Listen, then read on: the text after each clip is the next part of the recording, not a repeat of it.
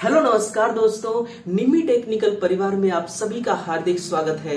दोस्तों, आपके एग्जाम के लिए 10 प्रश्न मसाले के साथ तैयार है, जिसको एक्सप्लेन करने के लिए मैं आप सभी के बीच उपस्थित हूं। और हाँ दोस्तों, जैसे लोग प्यार में पागल हो जाया करते हैं, वैसे आप अपने सपनों के लिए पागल हो जाइए, कामयाबी का मिलना तय हो जाएगा। और हाँ दोस्तों, कहा जाता है ना कि द लायन ऑफ किंग, एक शेर ही दोस्तों किंग है, और आप दोस्तों क्या है, एक किंग है। और किंग कभी हार नहीं मानता है। दोस्तों, डीआरडीओ जैसे एग्जाम को दोस्तों क्रैक करने के लिए, डीआरडीओ जैसे एग्जाम को अपना बनाने के लिए, डीआरडीओ जैसे एग्जाम के खेल को अपने अंदाज में खेलना होगा। और जब खेल दोस्तों खिलाड़ी अपने अंदाज में खेलता है तो खेल भी उसका हो जाता है और वो मैदान भी उसी का हो जाता है। इसीलिए दोस्तों, आपको हर प्रश्न को बहुत ही सहूलियत से उसका वर्णन जो मैं आपको करने वाला हूं आपके सामने, उसको सुनना है और नोटबुक में उसको नोट भी करते रहना है। हर प्रश्न को दोस्तों, जो प्रश्न मैं आपके लिए तैयार करके लाया हूं, उस प्रश्न को एक एक करके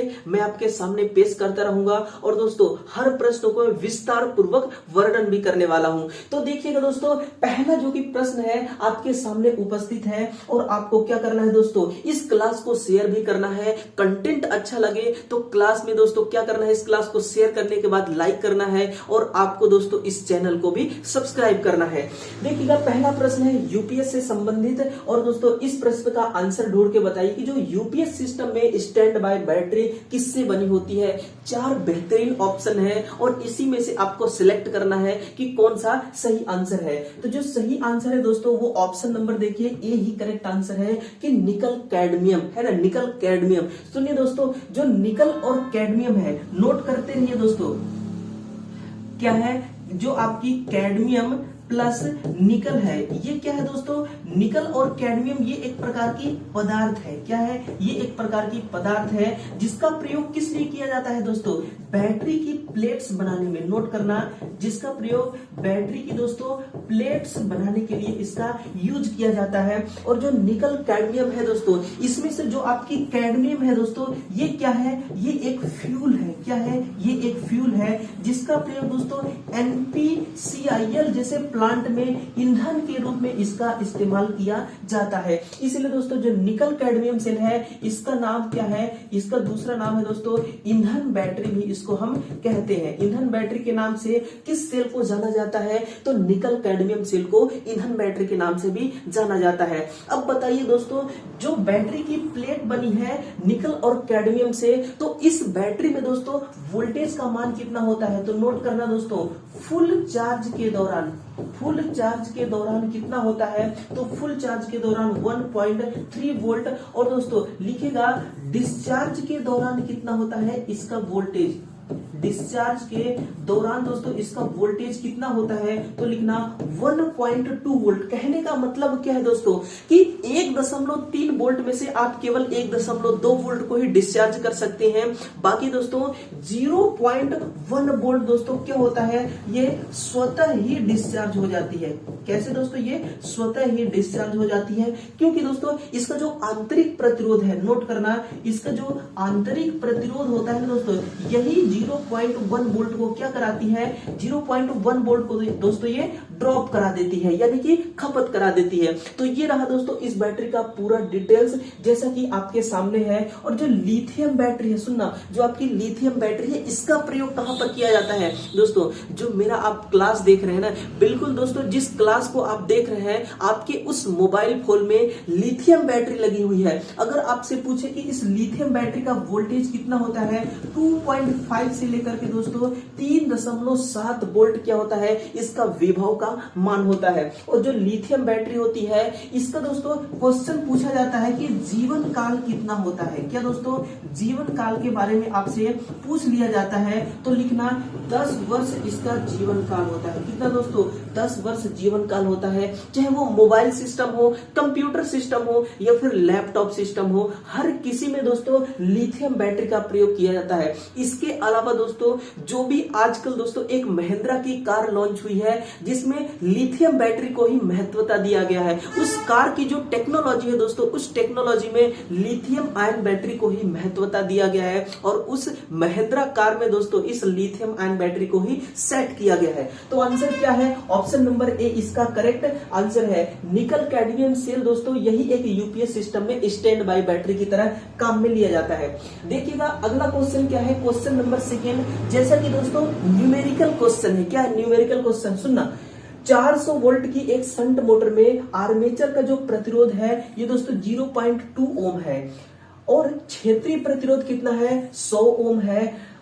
जब 80% क्षमता पर आउटपुट 8 किलोवाट होता है तो पश्च ईएमएफ कितना होगा? बहुत ही इसका शानदार तरीके से आपको आंसर करना है और कैसे करना है सुनना दोस्तों। जो शंट मोटर होता है इसमें बैक ईएमएफ बराबर क्या होते हैं? V minus armature current into armature का रेजिस्टेंस। यही वो दोस्तों, यही वो सूत्र है जो इसके आंसर के, इस आंसर के तह तक आपको ले जाएगा। बैक ईएमएफ बराबर V minus armature current into armature resistance, है ना। देखिएगा आपके पास आर्मेचर करंट नहीं है तो ज्ञात करना पड़ेगा दोस्तों लोड करंट इंटू ISHS से। आपके पास लोड करंट भी नहीं है, लोड करंट के लिए P/V का आप इस्तेमाल करेंगे क्योंकि दोस्तों आप यहां पर देख रहे होंगे क्या कह रहा है कि 8 किलोवाट पर 80% क्षमता कितना है? लिखिएगा 8 किलोवाट पर 80% क्षमता है, इसका मतलब कि 10 किलोवाट पर 100% क्षमता होगा, है ना। तो आपको 100% क्षमता पर निकालना है तो पावर आपको यहां से कितना मिल गया? 10 किलोवाट, क्योंकि 100% पर कितना क्षमता है? 10 किलोवाट, है ना। तो लिखिएगा यहाँ पर 10 का मतलब 10,000 बटा वोल्टेज का मान है कितना? देखिए 400। तो आप 2 जीरो से 2 जीरो काटिए और 25 चौके 100 कितना आ गया दोस्तों? 25 एम्पियर आपको लोड करंट मिल गया। यहीं से आप ISH निकालेंगे तो V/RSH ये आपका फॉर्मूला है। वोल्टेज है दोस्तों 400 और शंट रेजिस्टेंस कितना है? देखिएगा 100 है शंट रेजिस्टेंस, ये कितना हो जाएगा? ये 4 एम्पियर। आपको शंट करंट और लोड करंट दोनों मिल गया। जब आप इसको माइनस करेंगे तो कितना आएगा? 21 एम्पियर। ये आपका क्या आ गया दोस्तों? आर्मेचर करंट, है ना। आप देखिएगा यहां से बैक ईएमएफ बराबर वोल्टेज कितना है? 400 वोल्ट और माइनस 21 एम्पियर को आपको यहां लिखना है 0.2। पॉइंट का मतलब यहां गुणा है। जब आप इसको हल करेंगे तो आएगा दोस्तों 4.2। कितना आएगा? 4.2। अब आप इस 400 को 4.2 से माइनस करेंगे तो कितना आ जाएगा? ये आएगा 8.395। कितना? 395। ये आपका आ गया करेक्ट आंसर, है ना। 395.8 वोल्ट। ऑप्शन नंबर सी को देखिए, इसी में है दोस्तों 395.7 वोल्ट, यानी कि इसी के करीब है। तो इस प्रकार से बिल्कुल करेक्ट आंसर आ गया आपके सामने। अब देखिएगा जो अगला प्रश्न है क्वेश्चन नंबर 3 से मिलिए और क्वेश्चन नंबर 3 से दोस्तों रूबरू होइए। देखिएगा क्वेश्चन 3 क्या कह रहा है? आर्मेचर अभिक्रिया के विचुंबकन को लौटाने के लिए किस सूत्र को बनाया गया है? अब दोस्तों ऐसा लग रहा है कि ये क्वेश्चन आपको एक अलग अंदाज में पूछा गया है और आपको अलग अंदाज से इसको मैं एक्सप्लेन करने की भी अपनी कोशिश करूंगा। इसका जो आंसर है, पहला इसका सही आंसर है कि अतिरिक्त साइकिल की संख्या बटा पोल बराबर ATD बटा ISH, है ना। नोट करना दोस्तों, जो आपकी ATD है ये क्या है? तो लिखना ATD का मतलब होता है आर्मेचर। क्या दोस्तों इसका मतलब क्या है? Armature develop torque. Armature develop torque इसका मतलब होता है ना। Armature develop torque. और ISH का मतलब क्या है? तो ISH का मतलब है दोस्तों शंट करंट। नोट कीजिएगा, शंट करंट ये किसका मतलब है? ISH का मतलब है। तो अतिरिक्त साइकिल की संख्या बटा पोल बराबर ATD बटा ISH, ये किसके लिए है दोस्तों? विचुंबकन प्रभाव को लौटाने के लिए। और सुनना, जो विचुंबकन प्रभाव है दोस्तों, अगर मैं कहूं कि मोटर में ये किस लोड पर उत्पन्न होता है तो लिखेगा मोटर पर है दोस्तों। जो आपकी मोटर होती है, मोटर में है दोस्तों लैगिंग लोड पर। किस लोड पर? ये मोटर में लैगिंग लोड पर होता है। और यही प्रभाव दोस्तों जनरेटर में, किसमें? यही प्रभाव जनरेटर में ये लीडिंग लोड पर होता है। ये लीडिंग लोड पर होता है। इस पॉइंट को आप बिल्कुल नोट कर लीजिएगा। इसके अलावा क्वेश्चन और क्या बन सकता है कि किस एक्साइटेशन पर होता है। अगर दोस्तों आपसे एक्साइटेशन के बारे में पूछे मोटर में तो ये दोस्तों अंडर एक्साइटेशन पर होता है। किसमें? अंडर एक्साइटेशन पर ये मोटर में उत्पन्न होती है। और जो आपकी जनरेटर होती है, जनरेटर में दोस्तों ओवर एक्साइटेशन पर, किस पे? ओवर एक्साइटेशन पर ये प्रभाव उत्पन्न होता है। दोबारा सुनिए, जो आर्मेचर अभिक्रिया के विचुंबकन प्रभाव है ये मोटर में दोस्तों लैगिंग लोड पर होता है और जनरेटर में ये लीडिंग लोड पर होती है। और मोटर में दोस्तों अंडर एक्साइटेशन पर और जनरेटर में ये ओवर एक्साइटेशन पर ये उत्पन्न होती है। और ये उत्पन्न होने पर दोस्तों ये कौन सा नुकसान पहुंचाती है? तो लिखेगा जो दोस्तों आपकी युक्ति है इसमें जो ईएमएफ उत्पन्न हो रही है इस ईएमएफ को घटाने का काम करता है। अगर इस विचुंबकन प्रभाव को हम समाप्त नहीं करें तो दोस्तों ईएमएफ का मान ये कितना कर देगा? 0 वोल्ट ईएमएफ का मान करेगा। और जैसे ही 0 वोल्ट हो जाएगी तो क्या होगा दोस्तों? जो आपका फैराडे का नियम है ये फेल हो जाएगा। तो आंसर क्या है? ऑप्शन नंबर इसका ए सही आंसर है। अब देखिएगा क्वेश्चन नंबर 4 क्या है। और ये क्वेश्चन नंबर 4 भी दोस्तों एक न्यूमेरिकल का रूप है। किसी परिपथ का साइनोसोडल वोल्टेज लागू है यदि आवृत्ति कितना है? 3 किलो हर्ट्ज, प्रेरक 2 मिली हेनरी है, इसका प्रतिघात कितना है? इसके लिए देखिएगा फॉर्मूला जो है दोस्तों, फॉर्मूला वही पुराना फॉर्मूला है 2 पाई एफ एल, एक्सएल बराबर 2 पाई एफ एल। अब देखिएगा यहां से आप एक्सएल ज्ञात कीजिएगा, 2 गुणे 3.14 गुणे एफ का मान कितना है? 3 किलो हर्ट्ज, किलो का मान 10⁻³ गुणे एल का मान कितना है? 2 मिली हेनरी, मिली का मतलब है दोस्तों 10⁻⁻3। ये सूत्र के अनुसार आपने सारे डेटा को यहाँ पर नोट कर लिया। अब ये 10⁻³ से 10⁻³ कट जाएगी। अब देखिएगा 3 दूना 6 और 6 दूना 12, 12 चौक 48, तो आप लिखेंगे यहाँ 8, हासिल कितना है दोस्तों? 4, और 12 एकम 12, 12 4 16 है ना, हासिल 1, और 12 3 36, 1 37, यहाँ लगाइए पॉइंट। ये आ गया कितना? ओम, है ना, 37.38 ओम, 68 ओम। तो आंसर क्या है? ऑप्शन नंबर सी इसका सही आंसर है। बस इसी प्रकार से आपके एग्जाम में क्वेश्चन पूछा जाता है। बिल्कुल नॉर्मल क्वेश्चन होता है दोस्तों, क्या बिल्कुल आसान और नॉर्मल क्वेश्चन होते हैं। इसके अलावा देखिएगा अगला क्वेश्चन क्या है, क्वेश्चन नंबर 5। एक डीसी सीरीज मोटर की दक्षता निर्धारित करने के लिए स्विन बर्न परीक्षण विधि का उपयोग नहीं किया जा सकता है, क्योंकि ये भी दोस्तों आपके लिए एक नया क्वेश्चन है। ये क्या है? आपके लिए एक नया क्वेश्चन है। और हम दोस्तों जो भी 10 प्रश्न में मसाला लगा के तैयार करते हैं इस प्रश्न को, तो इस प्रकार से दोस्तों हम इसको सेट करते हैं कि आपके एग्जाम के लिए काम आए। कैसे दोस्तों? आपके एग्जाम के लिए काम आए, क्योंकि जब भी आप क्लास को अटेंड करते हैं उस समय आपका वक्त बीत रहा होता है। और ये एक ऐसी चीज है जो एक बार बीत जाने के बाद दोस्तों वापस लौटकर कभी नहीं आती। इसलिए हम चाहते हैं कि आप जो अपना समय का इस्तेमाल कर रहे हैं इन प्रश्नों के साथ, इन प्रश्नों को तैयार करने के लिए अपने एग्जाम के लिए, तो ये आपका जो वक्त जाया हो रहा है ये वक्त फालतू का जाया ना हो पाए। इसीलिए दोस्तों हम प्रश्नों को पहले सिलेक्ट करते हैं और फिर उसका पहले स्कोप देखते हैं, इसके बाद ही आपके सामने इसको डिलीवर करते हैं और इसका विस्तार पूर्वक फिर वर्णन करते हैं। तो देखिएगा वही क्वेश्चन दोस्तों आपके सामने है कि एक डीसी सीरीज मोटर की दक्षता निर्धारित करने के लिए जो आपका दोस्तों स्विन बर्न परीक्षण है, इस विधि का उपयोग नहीं किया जाता। क्यों नहीं किया जाता सीरीज मोटर में? क्योंकि दोस्तों जो आपकी सीरीज मोटर है ये बिना लोड के चलाने की सलाह दी जाती है। इसको दोस्तों लोड से चलाने की, बिना लोड का चलाने के लिए इसको मना किया जाता है कि नो लोड कंडीशन पे इसको मत चलाइए।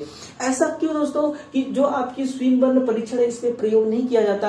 क्योंकि लिखेगा जो आपकी दोस्तों स्विन बर्न परीक्षण है, ये जो आपकी परीक्षण है ना, ये परीक्षण केवल दोस्तों नो लोड पर किया जाता है। किस पर? नो लोड पर की जाती है। और ये किस मोटर में की जाती है? तो लिखेगा ये दोस्तों शंट प्लस कंपाउंड मोटर। किसमें? शंट प्लस कंपाउंड मोटर में ही ये स्विन बर्न टेस्ट किया जाता है। और सुनना, जो आपकी स्विन बर्न टेस्ट है ना, एक बार दोस्तों इस स्विन बर्न टेस्ट को, किसको?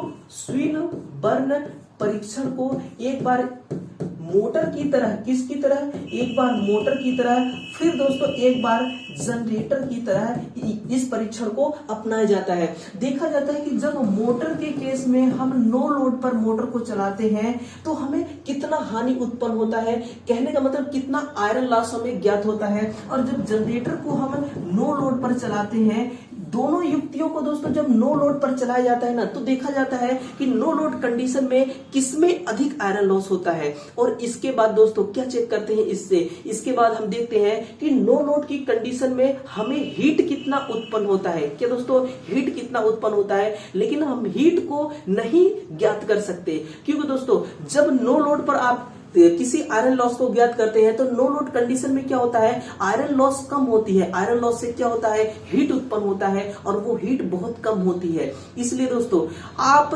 जब भी स्वीनबर्ग परीक्षण के द्वारा आप मोटर की लॉस ज्ञात करते हैं तो केवल आयरन लॉस को ही ज्ञात कर सकते हैं, हीट लॉस को ज्ञात नहीं कर सकते। क्योंकि जब भी दोस्तों आप आयरन लॉस फुल लोड पर ज्ञात करेंगे तो फुल लोड पर क्या होता है दोस्तों कि आर्मेचर रिएक्शन भी उसमें शामिल होता है। लेकिन जब भी आप इसको फुल लोड पर यह परीक्षण को करते हैं तो फुल लोड के कंडीशन में क्या होता है दोस्तों, इस कंडीशन में आर्मेचर हानि भी इंक्लूड होती है ना, आर्मेचर लॉस भी इसमें क्या होती है, शामिल होती है। और ये जो आर्मेचर लॉस है जिसको आप आर्मेचर रिएक्शन कहते हैं वही आर्मेचर लॉस है। और आर्मेचर लॉस के दौरान कहने का मतलब कि अगर दोस्तों फुल लोड पर आप इस परीक्षण को करते, फुल लोड पर इस परीक्षण को अगर आप करते तो आर्मेचर रिएक्शन भी उस समय होता है और आर्मेचर रिएक्शन के द्वारा वहां पर जो आयरन लॉस होगा, उस आयरन लॉस के द्वारा जो हीट उत्पन्न होगा, क्या दोस्तों, जो हीट उत्पन्न होगा वो हीट कुछ न कुछ टेम्परेचर होता, लेकिन उसका हमें कोई अंदाजा नहीं मिल पाता है इस परीक्षण से। इसीलिए कहा जाता है कि जो भी आपकी स्वीनबर्ग परीक्षण है ये दोस्तों फुल लोड पर नहीं किया जाता और इससे हम टेम्परेचर राइजिंग का भी पता नहीं लगा सकते। तो आंसर क्या है, ऑप्शन नंबर देखिए इसका बी सही आंसर है। बिना लोड के चलाने की सलाह नहीं दी जाती, इसलिए हम स्वीनबर्ग परीक्षण विधि का प्रयोग इस मोटर में नहीं करते। अगला देखिए, सिंगल कम्यूटेटर पार्ट से जुड़े दो कॉइल पक्षों के केंद्र के दूरी को क्या कहा जाता है, तो इसकी दूरी को आप क्या कहते हैं, तो इसको दोस्तों आप फ्रंट दूरी कहते हैं। क्या इसको कहते हैं, इसको फ्रंट दूरी कहते हैं ना। सिंगल कम्यूटेटर पार्ट से जुड़े दो पक्षों के केंद्र की दूरी को आप फ्रंट पिच के नाम से जानते हैं। देखिए क्वेश्चन नंबर 7 है, यदि किसी प्रेरण मोटर का स्लिप ऋणात्मक हो जाता है तो यह किस प्रकार कार्य करने लगती है। अब सुनना, कई दफा दोस्तों आपके एग्जाम में ये क्वेश्चन पूछा जाता है। और एक और क्वेश्चन यहाँ से क्या बनता है कि आपकी मोटर है दोस्तों, सीरीज मोटर किसी इंजन में लगा हुआ है, किसी रेलवे के इंजन में, वो किस कंडीशन में एक जनरेटर की भांति काम करने लगता है, ऐसा भी दोस्तों एक क्वेश्चन बनता है। तो सुनना, यदि किसी प्रेरण मोटर का स्लिप कैसा हो जाता है, निगेटिव हो जाती है, उस कंडीशन में दोस्तों किस प्रकार ये कार्य करने लगती है, तो आंसर क्या होगा, प्रेरण जनरेटर की तरह ये काम करने लगती है। अब सुनिए, इसका कॉन्सेप्ट क्लियर करिए। एक दोस्तों आपकी इंडक्शन मोटर है जो इस डायरेक्शन में गति कर रही है। ये कौन सी डायरेक्शन है, घड़ी के घूमने की डायरेक्शन। यहां पर दोस्तों रोटर 0 आरपीएम पर है, यहां मान लीजिए 1000 आरपीएम पर है, और यहां 2000 आरपीएम पर है, और यहां 3000 आरपीएम पर है ना, 3000 आरपीएम पर है। आपके रोटर 3000 आरपीएम पर घूम रही है क्लॉकवाइज दिशा में। लेकिन आप दोस्तों इस समय अभी देखिए स्लिप जो है ये कैसा स्लिप है, स्लिप है दोस्तों पॉजिटिव स्लिप। कैसा है, पॉजिटिव स्लिप है। लेकिन अगर दोस्तों इसी रोटर को हम इस दिशा में घुमा दें तो पहले दोस्तों आपकी रोटर है ये 3000 आरपीएम पर घूमेगी, फिर ये 2000 पर, फिर 1000 पर, फिर ये क्या 0 आरपीएम पर आ जाएगी। और 0 आरपीएम पर आने के बाद अगर ये इसी प्रकार से इसी दिशा में बढ़ता गया तो दोस्तों फिर ये 1000 आरपीएम निगेटिव में जाएगी, फिर निगेटिव में 2000 आरपीएम जाएगी, फिर निगेटिव में ये 3000 आरपीएम पर जाएगी। तो जब दोस्तों निगेटिव में जाएगी आपकी स्लिप, उस कंडीशन में ये एक इंडक्शन जनरेटर की तरह काम करने लगेगी। कैसे, इंडक्शन जनरेटर की तरह काम करने लगेगी। अब आपकी मोटर क्या करेगी, मोटर इस कंडीशन में दोस्तों पावर का खपत करा रही थी, है ना। पावर क्या करा रही थी दोस्तों, ड्रॉप करा रही थी, पावर का खपत करा रही थी मोटर। लेकिन अब पावर खपत ना करा के ये पावर का उत्पादन करने लगेगी, क्योंकि जनरेटर क्या करता है, पावर को खपत नहीं है, पावर का उत्पादन करता है। लेकिन एक बात हमेशा इस बात को ध्यान रखना कि जब भी मोटर आपकी पावर जनरेट करने लगेगी उस समय दोस्तों इसमें हीट बहुत उत्पन्न होगी। क्या होगी दोस्तों, इस समय इसमें हीट बहुत अधिक उत्पन्न होगी। और ये हीट क्या करेगा, ये हीट दोस्तों दक्षता को कम करने का कारण बन जाएगा और दक्षता निम्न हो जाएगी, निम्न एफिशिएंसी पर आपकी इंडक्शन मोटर चलने लगेगी। लेकिन दोस्तों मोटर को निम्न एफिशिएंसी पर नहीं, उच्च एफिशिएंसी पर चलाने के लिए इसको डिजाइन किया गया है। इसलिए इंडक्शन मोटर की तरह नेगेटिव स्लिप में ये काम करना तो स्टार्ट कर देगी, लेकिन हम कभी भी नेगेटिव स्लिप में इंडक्शन मोटर को नहीं चलाते हैं। रीजन आपके सामने है ना। रीजन दोस्तों आपके सामने है कि हम इसको क्यों नहीं नेगेटिव स्लिप पर चलाते हैं। अगला क्वेश्चन देखना, क्वेश्चन नंबर 8 का है टेम्परेचर राइजिंग टेस्ट को हम किस नाम से जानते हैं? तो इसको दोस्तों ताप संचरण के नाम से जाना जाता है। किस नाम से? ताप संचरण से इसको जाना जाता है। जो टेम्परेचर राइजिंग टेस्ट है ये हीट, इसको दोस्तों उष्मा संचरण टेस्ट के नाम से और ताप संचरण टेस्ट के नाम से आप जानते हैं। देखिए क्वेश्चन 9 क्या है, किसी वैद्युतिक व्यवस्था में डिस्ट्रीब्यूशन बोर्ड और विभिन्न प्लगों व उपकरणों के बीच चल रहे कंडक्टर को क्या कहा जाता है? ब्रॉडबैंड कंडक्टर या अर्थ लीकेज कंडक्टर, अर्थ ब्रेक कंडक्टर या अर्थ लगातार कंडक्टर? तो दोस्तों इसको अर्थ लगातार कंडक्टर ही कहा जाता है। क्या? अर्थ लगातार कंडक्टर कहा जाता है। जो डिस्ट्रीब्यूशन बोर्ड, देखिएगा आपकी क्या है दोस्तों, ये एक डिस्ट्रीब्यूशन बोर्ड है। ये क्या है? एक डीबी बॉक्स है ना। ये एक डीबी बॉक्स है और यहाँ पे दोस्तों एक क्या है? स्विच है ना। ये क्या है आपकी? ये एक स्विच है और यहाँ पर कोई दोस्तों एक उपकरण है। अब देखिए डिस्ट्रीब्यूशन बोर्ड बॉक्स की बॉडी से और यहाँ से इस स्विच से और आपके ये जो उपकरण है, इन तीनों से एक वायर का लूप करके फिर हम इसको इस प्रकार से ग्राउंड कर देंगे। तो इस तार को क्या कहा जाता है? तो इस तार को अर्थ लगातार कंडक्टर कहते हैं। ब्रॉडबैंड कंडक्टर किसको कहते हैं? तो इसका प्रयोग कहां पर किया जाता है? तो इसका प्रयोग दोस्तों आई टेक्नोलॉजी में कहां पर करते हैं? आई टेक्नोलॉजी में ब्रॉडबैंड कंडक्टर का इस्तेमाल किया जाता है। अर्थ लीकेज कंडक्टर का प्रयोग ईएलसीबी में किया जाता है। कहां पर दोस्तों? ईएलसीबी में इसका प्रयोग किया जाता है। तो सुनिए इसका आंसर क्या है? अर्थ लगातार कंडक्टर इसका सही आंसर है। अब देखिएगा लास्ट क्वेश्चन है दोस्तों इस क्लास का, क्वेश्चन नंबर 10, जो कि एससीआर से संबंधित है, यानी कि ये डिजिटल इलेक्ट्रॉनिक्स का ये क्वेश्चन है। सुनिए क्वेश्चन क्या है, ट्रिगरिंग पल्स को हटाने के बाद डिवाइस को ऑन स्टेज में ही रखने के लिए आवश्यक ऑन स्टेट करंट को कहा जाता है। तो इसको दोस्तों हम लैच स्टेट करंट के नाम से जानते हैं। किसके नाम से?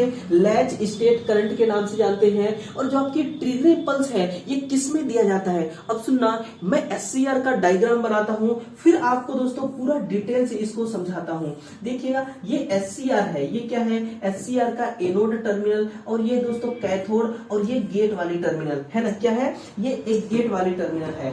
सुनिए ये एनोड है, तो बैटरी को हम इसको बैटरी के पॉजिटिव से और कैथोड को बैटरी के निगेटिव से कनेक्ट कर देते हैं। लेकिन आपकी एससीआर अभी भी ऑन नहीं होगी जब तक दोस्तों हम इसको क्या नहीं देंगे, हम इसको कोई पल्स नहीं देंगे, तब तक आपकी एससीआर ऑन नहीं हो सकती।